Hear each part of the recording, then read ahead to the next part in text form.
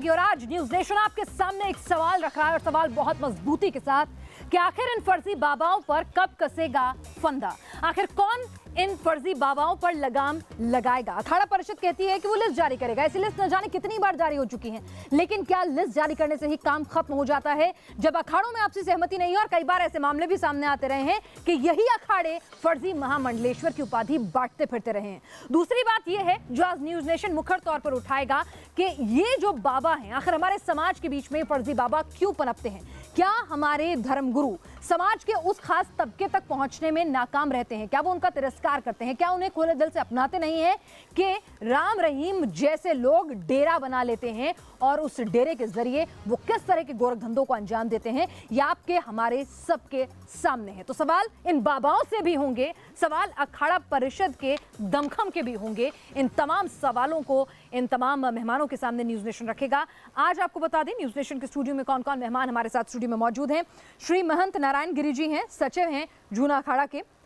हमारे साथ मार्तंडपुरी महाराज हैं। नवल किशोर जी हमारे साथ मौजूद हैं। विवेक विराट मुदगल हैं, धर्मगुरु हैं। हमारे साथ शंकराचार्य नरेंद्रानंद सरस्वती बनारस से जुड़ रहे हैं।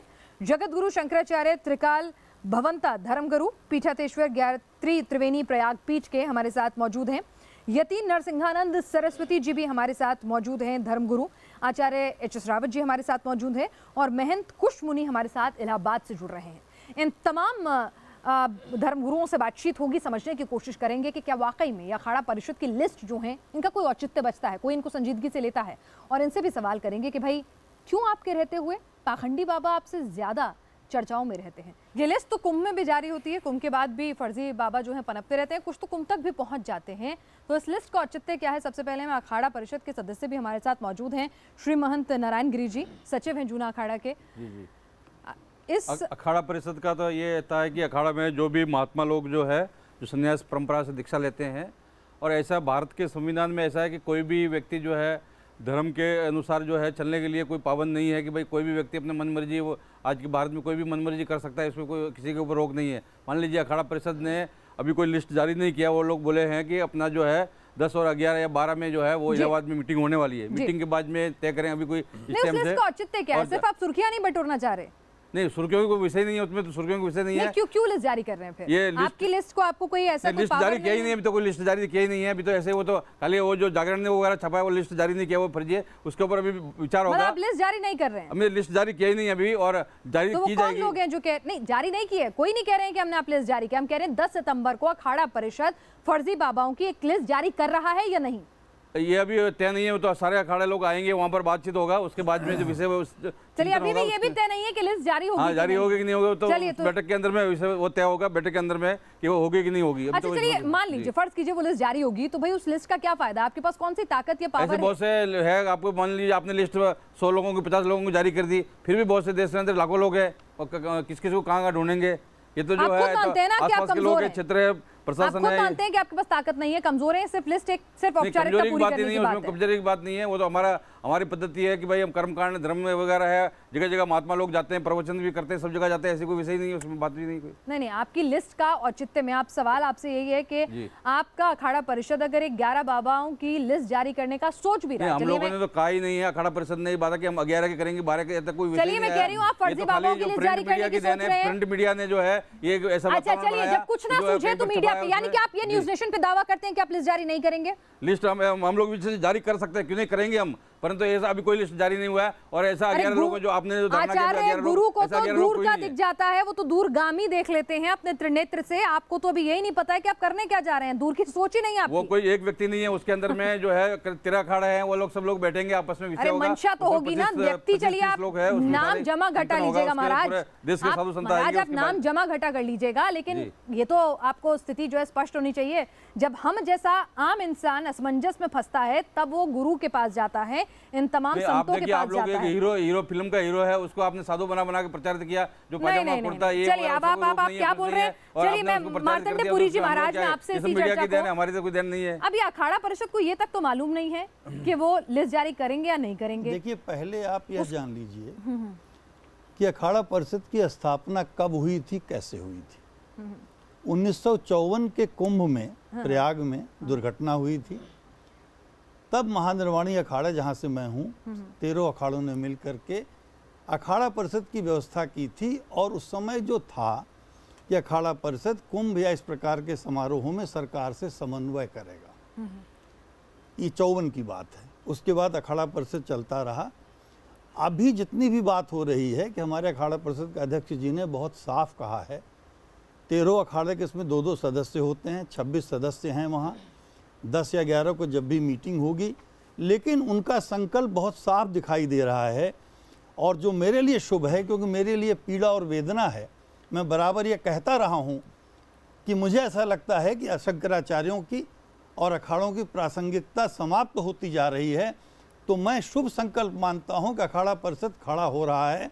अखाड़ा परिषद के खड़ा होने का अर्थ ये है कि एक साधु समाज का जो एक संगठन है इस ओर एक कदम बढ़ाएगा और कदम बढ़ करके कार्य हो सकता है। कदम कितना? कदम तो आपने कुंभ में भी बढ़ाया कदम था। आप अभी कैसे कह सकते हैं? नहीं, मैंने पूछा ना, कुंभ में भी लिस्ट जारी हुई थी, उसके बाद भी बाबा पनप रहे हैं ना। कुंभ में जारी हुई थी कि नहीं हुई थी? लोगों को आने नहीं दिया गया था, आसाराम जी को नहीं आने दिया गया था। लेकिन ऐसा है, देखिए काम, सबसे बड़ी बात ये मानकर चलिए, आप खाली अखाड़ा परिषद को कह रहे हैं, राम रहीम को आप दिखा रहे हैं। जहाँ प्रधानमंत्री जाके उसके मंत्री जाके पैर छूता हो, वो करता हो। देखिए, प्रधानमंत्री से जो सवाल करने हैं, जो नेताओं से सवाल करने हैं, वो नेताओं से करे जा रहे हैं। आज मैं आपसे सवाल कर रही हूँ, मैं सिर्फ इतना पूछना चाह रही हूँ, अखाड़ा परिषद का औचित्य सिर्फ लिस्ट जारी करने से क्या काम? उसने कहाँ लिस्ट जारी करना है भाई? उन्होंने काम कार्रवाई करेंगे। अच्छा, कार्रवाई करने का अधिकार है आपके पास? एक बात सुनिए ना, कार्रवाई करने का अधिकार है। अच्छा, समाज के जागरूक नागरिक होने के नाते भी है। सरकार को भी सूची भेजी जाएगी, आप ठीक से उसे पढ़िए। जी जी, चलिए। यदि नरसिंहानंद सरस्वती जी, आप बताइए मुझे जरा कि ये लिस्ट जारी करने से या इस तरह की निंदा करने से या एक मीटिंग बुला के कर लेने से क्या बस इसमें कोई दमखम दिखता है? देखिए, मैं आपको एक बात कहना चाहता हूं, आज सच्चाई तो ये है कि हम हिंदुओं का धार्मिक सिस्टम बिल्कुल डैमेज हो चुका है। हमारे पास ऐसी कोई ताकत नहीं है कि हम किसी पाखंडी को बाबा बनने से रोक सकें या जनता को ये समझा सके कि भाई ये पाखंडी है। स्थिति ये है कि अगर हम राम रहीम के खिलाफ आपका ये सारा एपिसोड अगर नहीं होता और बोलते, तो हमारी ताकत राम रहीम की ताकत के सामने कुछ भी नहीं थी। राम रहीम हो या बहुत सारे ऐसे बाबा जैसे रामपाल जैसे लोग, ये तो सबको धमकाने की स्थिति में थे। तो बाहुबली, मैं साफ गोई की तारीफ करूंगी कि आपने कम से कम सच को स्वीकारा। मैं सच को स्वीकार करता हूं। देखिए, और ये हमारी विफलता है। ये इनमें से एक भी सनातनी नहीं है, एक भी इनमें से हिंदू नहीं है, लेकिन इनके सारे जितने भी अनुयायी हैं वो सारे हिंदू थे। तो ये कहीं ना कहीं हमारी विफलता है कि हमारे लोग इन फर्जी लोगों के पास गए और उन्होंने अपनी दुर्गति करवाई। मैं आपके इस आरोप को स्वीकार करना चाहता हूं और अपने शंकराचार्य जी से, अपने सभी बड़े साधुओं से यह कहना चाहता हूं कि एक बार इस स्थिति के बारे में विचार होना चाहिए कि क्यों हमने अपनी प्रासंगिकता इस समाज में खो दी है। बिल्कुल, इस मुद्दे पर भी आऊंगी, लेकिन नवल किशोर जी मुझे ये बताइए कि संत समाज जब कभी भी ऐसा होता है ना कि अचानक से मौसमी बाहर निकलते हैं, कि जब कोई भी ऐसा बाबा विवाद में आता है, कभी कोई माँ विवाद में आती है, तो अचानक से थोड़े दिन के लिए निंदा हो जाता है, किसी की महामंडलेश्वर की उपाधि वापस ले ली जाती है, सो के मतलब जागा जाता है। मैं माफी चाहूंगी इतने कठोर शब्दों का इस्तेमाल कर रही हूं, क्योंकि मजबूरी है, क्योंकि सवाल खड़े अब हो रहे हैं समाज के ऊपर। तो कहीं ना कहीं संजीदगी तो है ही नहीं मंशा में कि लिस्ट जारी कर दो, थोड़े दिन सुर्खियां बटोरो, उसके बाद उस लिस्ट पे काम हो रहा है कि नहीं हो रहा है, कुछ हो रहा है कि नहीं हो रहा है, उसको कहीं फॉलोअप करने की जरूरत नहीं है।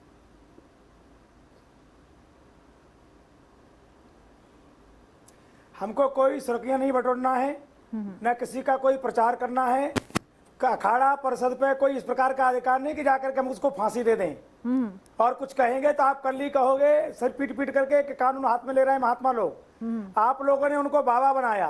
ये सब प्रवचनकर्ता, कथावाचक लोग हैं, धर्म का दोहन करने वाले लोग हैं। कल हम महात्मा लोग इस प्रकार का कोई एक्शन लेंगे तो आप ही लोग कहोगे, यही मीडिया कहेगा। नहीं, हम आप पे एक्शन लेने की बात नहीं, बिल्कुल आपको कोई अधिकार नहीं। हम ये नहीं कह रहे हैं कि आप कानून अपने हाथ में ले लीजिए नवल किशोर जी। नवल किशोर नहीं, आप जिस प्रकार से देखिए, जितने वर्ष पहले सुन लीजिए, जितने वरिष्ठ वहाँ संत बैठे हैं, आपकी जो भाषा है बिल्कुल ठीक नहीं है। नहीं, मैं आपसे पूछ रही हूँ, मैं आपसे बहुत विनम्र, नहीं, मैं तो आपसे बहुत विनम्र तरीके से पूछ रही हूँ कि आपने कुंभ में भी एक लिस्ट जारी की थी, आपने सरकार कोई कानून, आप सरकार पे दबाव बनाए, सरकार हमें अधिकार दे, आप सरकार पे दबाव बनाए, और आपको क्या कानून हाथ में लेने का अधिकार तो किसी को नहीं है ना। खंडियों को खींच के चौराहे पे ला सकते हैं, पर कोई कानून बने ना, और कानून बनाना सरकार का काम है। दबाव बनाना क्या आप लोग मिलके दबाव नहीं बना सकते? चल रहा है, महात्माओं के कहने से नहीं चल रहा। आप प्रधानमंत्री को कह दीजिए कि प्रधानमंत्री अखाड़ा परिषद को आपकी जिम्मेदारी क्या कुंभ में सिर्फ वीवीआईपी ट्रीटमेंट लेने तक ही खत्म हो जाती है? क्या आपकी जिम्मेदारी कुंभ में ही तमाम सुविधाएं लेने तक ही खत्म हो जाती है? क्या आपकी जिम्मेदारी जो तमाम चलिए क्या जिम्मेदारी चलिए मुनि महंत कुशमुनि जी आपसे मैं इस चर्चा में आपको भी आना चाहूंगी। जरा आप ये बता दीजिए कि यहाँ पर क्या अपनी जिम्मेदारी से संत समाज सिर्फ एक लिस्ट जारी करके या निंदा करके के पल्ला झाड़ सकता है? करिए आप वहां बैठ करके, कहां बच रहे हैं हम लोग? देखिए, मेरा जो मानना है, एक समाज के जागरूक नागरिक के हिस्से के नाते अगर अखाड़ा परिषद ऐसी मुहिम शुरू करता तो अच्छी बात है, लेकिन संतों को लिस्ट जारी करना अखाड़ा परिषद का अधिकार नहीं है। अखाड़ा परिषद का अधिकार केवल मात्र व्यवस्था तक है। अखाड़ा परिषद केवल अखाड़ों तक पूरे उसे एक प्रश्न आता है, याद आता है जी जी कुशमुनि जी, कुछ दिक्कत आ रही है तकनीकी, आपकी आवाज को हम नहीं सुन पा रहे हैं, लेकिन कुशमुनि जी ने कहा है कि अखाड़ा परिषद का अधिकार सिर्फ व्यवस्था तक है, उससे आगे का अधिकार ये लिस्ट जारी करने का नहीं है। तो इस पर मैं आप लोगों से जवाब लूंगी। तो सवाल यही है कि फर्जी बाबाओं पर फंदा क्या ये लिस्ट जारी करने से कस जाएगा? क्या संत समाज की जिम्मेदारी इसी से खत्म हो जाती है? और क्यों हमारे संत समाज से जो तमाम जो वास्तव में जिन्होंने संत समाज का जो आचरण है, जो वेदों का ज्ञान है जिनके पास अर्जित है, क्यों उनसे एक आम आदमी दूर हो रहा है? ये जो बीच में जो दीवार है वो क्यों आ रही है? इन तमाम पहलुओं पर लगातार चर्चा करें। एच एस रावत जी, आप एक धर्मगुरु हैं, ना तो आप संन्यास आश्रम को हैं, ना आप किसी अखाड़े से हैं। एक धर्मगुरु के नाते आपका आम लोगों से रोज का आपका उठना बैठना होता होगा। आपको क्या लगता है कि आखिर कमी कहाँ रह जा रही है? देखिए, इसमें पिनाक जी कमी, अगर मैं पूरी तरीके से बोलूं, इसमें जैसे अखाड़ों पर प्रश्न पूछे गए, अखाड़े को कोई संवैधानिक राइट नहीं है। अगर वो एक्शन भी कोई लेते हैं तो बहुत सारे पंथ ऐसे इकट्ठे हो गए हैं कि जो अपने ऊपर अपने तरीके से अपने पंथ को चलाते हैं। यहाँ पर सबसे बड़ी अगर मैं कमी देखता हूँ तो सरकार की कमी आती है कि कौन व्यक्ति फर्जी होकर के लोगों को इकट्ठा कर रहा है, कौन आदमी आर्मी बना रहा है, और कौन संत ऐसा है जो बहरूपिया का चोला पहन करके पब्लिक को गुमराह कर रहा है। ये सरकार की सीआईडी को नीचे से लेकर ऊपर तक पता होता है। अगर सरकार इन पर शिकंजा कसती है तो मुझे लगता है कि इनको रोका जा सकता है। जगत गुरु त्रिकाल ममता जी, आपसे मैं पूछूं, आप अगर ये इस तरह की लिस्ट जारी करने का आपको कुछ औचित्य नजर आता है? इससे कुछ फायदा मिलता है? बिल्कुल नहीं। लिस्ट जारी करने से हमारे समाज का और हमारे सनातन धर्म की रक्षा नहीं हो सकती है, न तो हमारे समाज की रक्षा हो सकती है। काम जो करना है हमारे धर्म गुरुओं को, उस काम को नहीं करते। क्यों नहीं करते? क्योंकि हमारी परंपरा तो सही है, लेकिन परंपरा पर आज के डेट पर बैठने वाले हम बिल्कुल एकदम चैनल के माध्यम से सभी अपने धर्म गुरुओं को बता देना चाहते हैं कि जो आज के डेट में बैठे हुए हैं, चाहे वो अखाड़ा परिषद अध्यक्ष क्यों न हो, यदि वो ऐसे होते, राधे माँ को बनाया, अखाड़े वालों ने बनाया महामंडलेश्वर, क्या बनाने से पहले राधे माँ की पूरी जांच की गई कि इनकी क्या बैकग्राउंड है, ये संन्यास पालन कर सकती है कि नहीं पालन कर सकती है? अभी सच्चिदानंद का आया 2015 में, क्या उसको हमारे अखाड़ा परिषद अध्यक्ष क्या जांच पाए थे कि ये सच्चिदानंद की बैकग्राउंड क्या है? तो ये कमियां और आपको लगता है कि अखाड़ों में भी नहीं निभा रहे हैं? अखाड़ों में भी कहीं ना कहीं अखाड़े भी भ्रष्ट हो रहे हैं, उनकी नीयत भी भ्रष्ट हो रही है। आज के डेट में जो अखाड़ों का काम है वो अखाड़े के पदाधिकारी नहीं कर रहे हैं। क्यों नहीं कर रहे हैं? क्योंकि वो स्वयं अज्ञान है। चलिए, तो ये बड़ा आरोप लगाया है, इस आरोप का जवाब मैं लूंगी। मैं जवाब नहीं, लेकिन अभी फिलहाल बिल्कुल मैं इसका जवाब लूंगी, इसका जवाब लूंगी, लेकिन छोड़ से अभी मैं आप लोगों की बात को सुना है, आपकी मेरी भी बात सुनिए निश्चित। निरंजन सरस्वती जी, अभी जिस तरह से महामंडलेश्वर और शंकराचार्य की उपाधि जो है बांटी जा रही है, ऐसा भी आरोप लगता है कि अब जो पैमाने थे उनसे कहीं ना कहीं समझौता करके ये उपाधियां मिल रही हैं, जो भी धर्म के लिए हानिकारक हो रही हैं।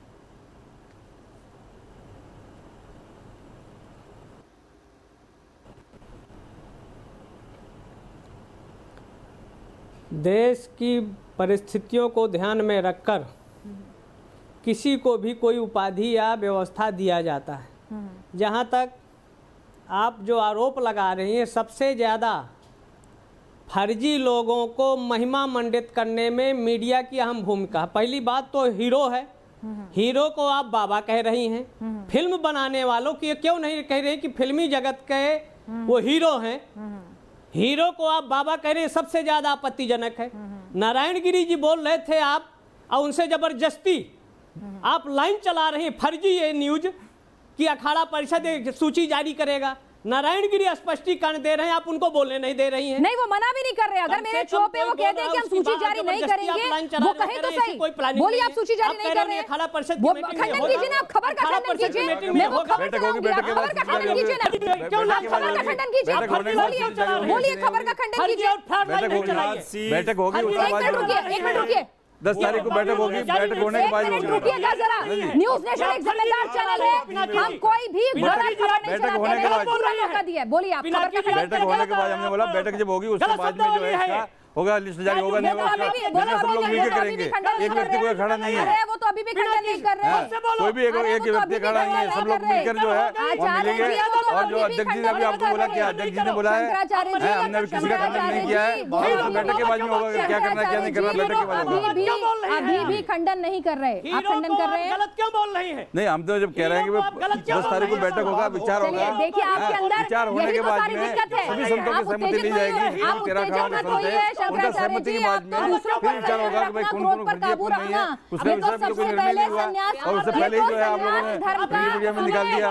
शंकराचार्य जी, तो संन्यास धर्म का सबसे पहला पाठ है, साधु संत क्रोध पर काबू पाए, अपना संयम न खोइए, संयम मत खोइए, शांत शांत। पहला पाठ है आप आपत्तिजनक मर्यादित चलिए ठीक।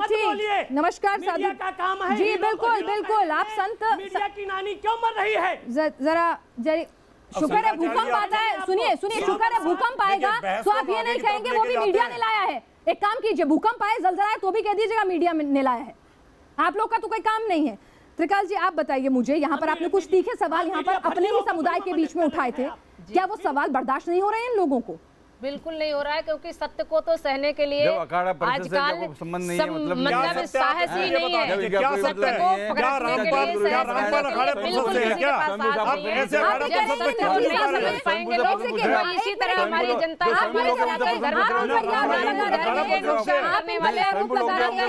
परेशान करने वाले ऐसे ही हमारे सारे धर्मगुरु हैं। ये आप ये कह रहे हैं जगत नहीं, आप उंगली उठा रही हैं। आपको शंकराचार्य किसने बनाया ये बता दीजिए। आप कौन सी पीठ से शंकराचार्य नहीं कहेंगे? आप ये कह रहे हैं कि शंकराचार्य नहीं, कौन सी पीठ से इनसे पूछ रहे हैं? उंगली उठा रही है सभी धर्म जो बात आ रही है राम रहीम की उस पर बात करती नहीं है। आप ही बता दीजिए कौन सी पीठ से आप शंकराचार्य हैं? आपको किसने बनाया शंकराचार्य? आपको किसने दी दीक्षा शंकराचार्य की? आप धर्म की रक्षा के लिए है ना, आप धर्म की रक्षा के लिए है ना। आप बोलिए ना उनको अपने पाखंडियों के बीच में ना आए आप। रामपाल बाबा जैसे स्वयंभू बाबा बने हुए हैं, ऐसे ही त्रिभुवनता जी स्वयंभू शंकराचार्य। अच्छा एक बात बता दीजिए, एक बात सुनिए, एक मिनट विराट जी रुकिए एक मिनट जरा। ये कह दें कि ये भी महामंडलेश्वर अखाड़े से नहीं आते हैं, ये इन पर आरोप लगा रहे हैं। मैं आपसे एक बात कह रही हूँ। अच्छा आपके पास कोई सबूत है कि शंकराचार्य नहीं है? बताएं ना कौन से अखाड़े से, बताएं किसने दीक्षा दी है इनको? जिम्मेदारी बनती है। अच्छा जूना अखाड़े ने राधे माँ को बनाया था महामंडलेश्वर के नहीं बनाया था? राधे माँ को भी किसने नहीं बनाया था? कोई फर्जी राधे माँ को नहीं बनाया। अच्छा नहीं बनाया था, आपने गलती की बात क्यों कही थी? राधे माँ को बनाया नहीं, अखाड़े में आए वो और वो सचिन दत्ता को बनाया था कि नहीं बनाया था? अच्छा नहीं बनाया, वो गलत फहमी में बन गए। नवल किशोर जी, नवल किशोर दास जी भी मौजूद है। नवल किशोर जी यहाँ पर तो नवल किशोर जी, अच्छा चलिए मैं यहाँ पर देखिए सुनिए, वो हमारी मेहमान है, हम ससम्मान आप लोगों से सभी से कह रहे हैं। आप गुस्से में हम लोग नहीं, हम आपको ससम्मान नहीं, आप किसी आप अपनी बिरादरी की एक शंकराचार्य को आप कह रहे हैं। आपने जो बुलवाना है वो बुलवाना है, आपने जो बुलवाना है वो बुलवाना है, आपने जो गुस्सा करके कैसे करके आपने जो बुलवाना है वो बुलवाना है। चलिए हम तो गुस्सा नहीं कर रहे, आप लोग तय कर लीजिए कि कौन। सुनिए, अच्छा सुनिए, रुकिए। नवल किशोर दास जी हमारे साथ जुड़े हुए हैं। नवल किशोर जी, आपसी कलह के अलहदा अगर हम अपने अंदर संत समाज में देखें कि आखिर ये फर्जी जो बाबा हैं, स्वयंभू बाबा हैं, आखिर ये क्यों पनप रहे हैं? क्या हम समाज के एक तबके को साथ लेने में नाकाम रहे हैं? क्योंकि राम रहीम के जो अनुयायी थे वो एक खास समुदाय, खास जाति से आने वाले लोग थे। रुकिएगा जरा एक मिनट, नवल जी बोलिए। देखिए संतों ने कभी जाति भेद नहीं किया। हम मनुष्य मात्र में परमात्मा का दर्शन करने वाले सनातनी हैं। हम सबको सम्मान करते हैं और किसी को जातगत रूप से कभी संत समाज ने नहीं देखा। सबका सम्मान है। कोई व्यक्ति किसी कुल में पैदा हुआ है, हमारे यहाँ तो परंपरा सिया राम में सब जग जानी, करो प्रणाम जोर जुग पानी। हर व्यक्ति का सम्मान है। किसी अखाड़े के संत ने कभी किसी के प्रति जातिवाद लेकर के दुरुपयोग नहीं किया। सबका सम्मान है। सनातन धर्म में जिसका जन्म हुआ है वो हमारा है। हम मनुष्य मात्र को, हमारे जगतगुरु की परंपरा थी, पूरे विश्व को अपना मानते हैं, वसुदेव कुटुंब की परंपरा के हैं। इसलिए इस प्रकार का आक्षेप लगाना कि साधु समाज जाति देकर के तो फिर ये लोग क्यों फल फूल रहे हैं? मैं नहीं मानता हूँ। महंत खुशी मुनि जी, अखाड़ों की बात है, मैं आपके माध्यम से निवेदन करना चाहता हूँ, भारत की सरकार कोई नियम बनाए, ऐसे षड्यंत्रकारी धर्मद्रोही लोगों को हम अखाड़ा के लोग बताएंगे कि लोग फर्जी हैं, पर कानून दूसरे को भी फर्जी बताने लगते हैं। दिक्कत वहां जाती है। महंत खुशी मुनि जी, महंत खुशी मुनि जी, यहाँ पर क्या संत समाज, क्या कहीं ना कहीं तमाम महामंडलेश्वर, तमाम संत समाज, क्या समाज के कुछ हिस्से तक, कुछ तबके तक पहुंचने में नाकाम रहा है? तभी तो ये इस तरह के फर्जी तथाकथित बाबा फल फूल रहे हैं। अगर एक सच्चा गुरु उन तक पहुंचेगा तो फर्जी गुरु तो अपने आप ही छट जाएगा ना। देखिए जब तक पूरा समाज नहीं खड़ा होगा तब तक फर्जी बाबाओं का बहिष्कार संभव नहीं है। और दूसरी बात यह है कि सनातन धर्म में हिंदू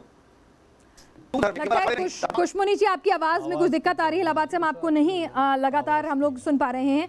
नरसिंहानंद सरस्वती जी, आपसे मैं, क्या आप इस बात को मानते हैं, अगर हम बहुत संयम से और बहुत ईमानदारी से इस बात को माने कि ये तमाम जो फर्जी तथाकथित स्वयंभू डेरे बाबा, ऐसे जो कहीं भी नाम ले लें हम इनका, जो फल फूल रहे हैं वो उन्हीं इलाकों में फल फूल रहे हैं जहां तक संत समाज जिस तबके तक नहीं पहुंच रहा है? देखिए, मैं आपकी इस बात को, न्यूज नेशन की इस बात को पहले दिन से, पहली डिबेट से मान रहा हूं कि ये हमारे संत समाज के सिस्टम की विफलता है कि आज हमारे धर्म की इतनी बड़ी दुर्गति हो गई है।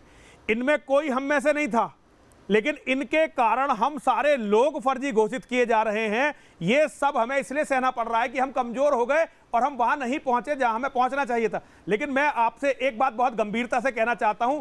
एक विज्ञान है अर्थशास्त्र। अर्थशास्त्र का एक नियम है कि यहां जाली मुद्रा असली मुद्रा को चलन से बाहर कर देती है। ये सारे हिंदुस्तान के अंदर हम हिंदुओं के साथ हो रहा है। यहां फर्जी और नकली लोगों ने, हम जो है इन त्रिकाल भवंता जी को ये नहीं कह रहे कि ये साधु नकली हैं, लेकिन जिस पदवी का ये प्रयोग कर रही हैं वो ये उसकी अधिकारी नहीं है। और उस फर्जी, ये कौन तय करेगा? देखिए, ये तय करने के लिए अखाड़ा परिषद का सिस्टम है। ये वही अखाड़ा परिषद तय करेगा जो राधे माँ जैसे महामंडलेश्वर बना देंगे। अब ये सच्चिदानंद जी जवाब दीजिए, ये वो तय करेंगे ना, ये वो तय करेंगे जो राधे माँ को बना दे, सच्चिदानंद को बना दे, त्रिकाल भवंता को कैसे बनाएंगे, ये वो नहीं तय करेंगे। लेकिन अभी ये अपने आप को शंकराचार्य, चलिए, शायद अगर संत समाज का ये चेहरा लोगों के बीच जाएगा तो अपने आप में सवाल तो उठेंगे। लगातार सवाल उठाया जा रहा है कि संत समाज की भूमिका क्या हो। कुंभ पर गाहे बगाहे जब भी कोई फर्जी बाबा पकड़ा जाए तो उस वक्त ये तमाम लोग आए, बैठकें करें, निंदा करें, कुछ बयान दें, कुछ लिस्ट जारी करें। क्या यहीं तक बात सीमित रह जाए? अब कार्यक्रम का समापन कर रही हूं, क्या भूमिका यही हो? देखिए, नहीं, ये हमारी कमजोरी है और ये नहीं होना चाहिए। हमें धर्म के प्रचार में सतत लगना चाहिए। आज सबसे बड़ी कमजोरी जो हम सबकी है, ये किसके लिए एक आदमी दोषी नहीं है, पूरा सिस्टम दोषी है। हम केवल अपने मठों और मंदिरों तक रह गए हैं। केवल मठों और मंदिरों में बैठ के हम सारे लोग केवल वहीं भक्तों को ज्ञान बांट रहे हैं और ये शंकराचार्य परंपरा के विरुद्ध है। आदि गुरु शंकराचार्य जी ने केवल 32 वर्ष की आयु पाई थी और पूरे भारत का भ्रमण करके सनातन धर्म को विजयी बनाया। और हम लोग उनके नाम पर आज मठों में बैठ कर, वाजिब बात कही है, आज उनके नाम पे मठों में बैठ के जो कर रहे हैं, मठों से बाहर नहीं निकल रहे हैं। बिल्कुल, जी चलिए, एचएस, मैं आपके पास आऊंगी। क्लोजिंग रिमार्क है एचएस रावत जी, संक्षेप में। मैं संक्षेप में यही कहना चाहूंगा, जो बाबा रामपाल, राम रहीम और इस तरह के डेरों से जो माता बहनें आहत हो गई हैं और वो भटक गई हैं, उनको सच्चे गुरु की तलाश है।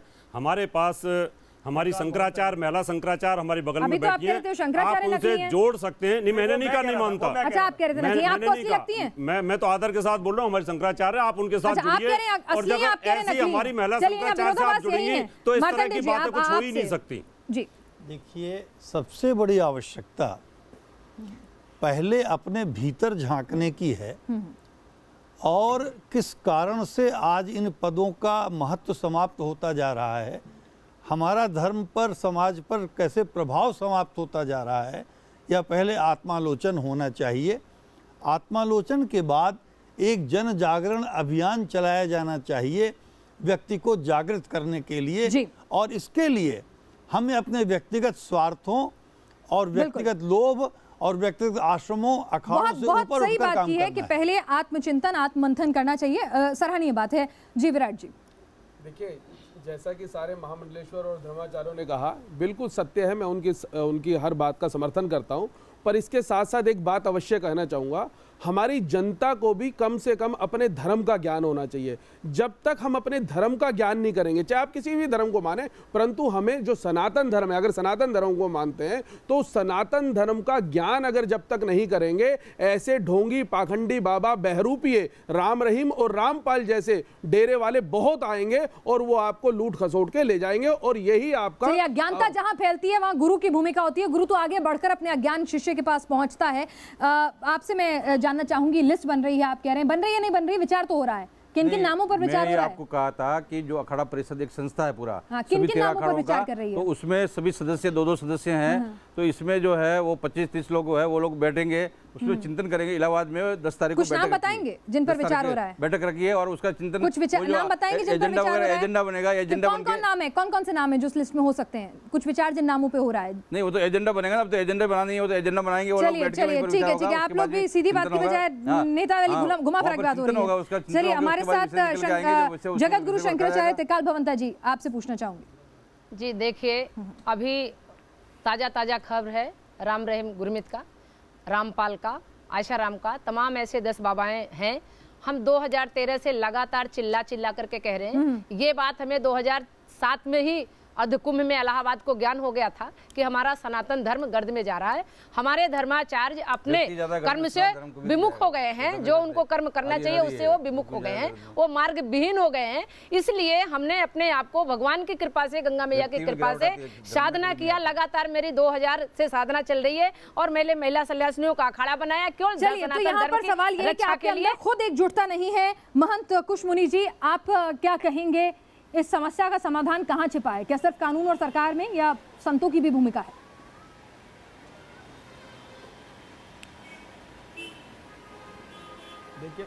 देखिए, संतों की ठेकेदारी केवल अखाड़ा परिषद की नहीं है, न करनी चाहिए।